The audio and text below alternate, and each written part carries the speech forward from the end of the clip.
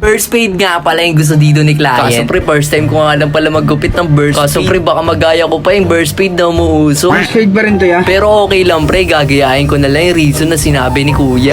Oo. Ano yan? Ikat. First fade. First fade yan. Kaso nga lang. Kaya nga pre, isang araw nagupitan na naman dito sa street. Kaso nga lang pala ulit pre, may masamang bad news na problema na naman dito. Dahil hindi ko nga pala naayos sa good job yung pagkakagabit ng mic ko dito. Hindi no tuloy alam kung anong chismis ang sinasabi dito ng client ko. Anong gupit ang gusto ng client pero ko. By the way pre, wala nang patumpik-tumpik pa. Let's go, let's G.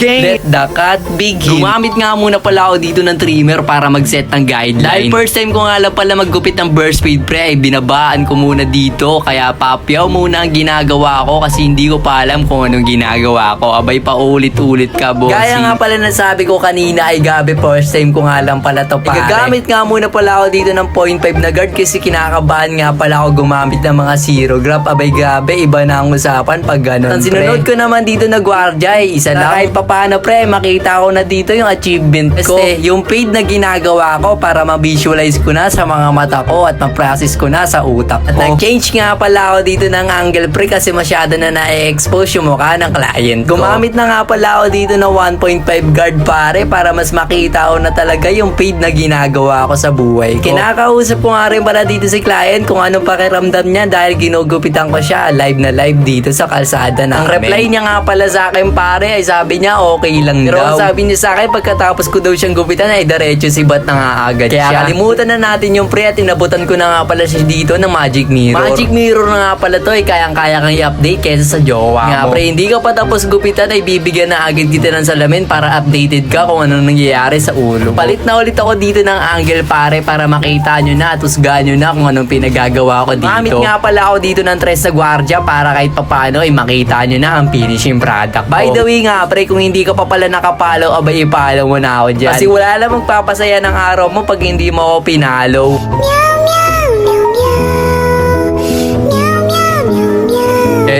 Para updated ka naman sa mga panibago kong videos. Nakadepende nga pala sa platform na pinapanooran mo. Meron nga pala akong TikTok at Facebook. At by the way pre, ito nga pala yung kinalabasan ng trigger na ginamit at nag-change nga pala ako dito ng angle pre kasi likod niya naman yung gagawin ko. Gagawin ko nga pala dito pre, maglalagay nga pala ako ng victory beat. Gagayahin ko nga pala yung nauusong gupit ni kuya. Yan. Ikat. First fade.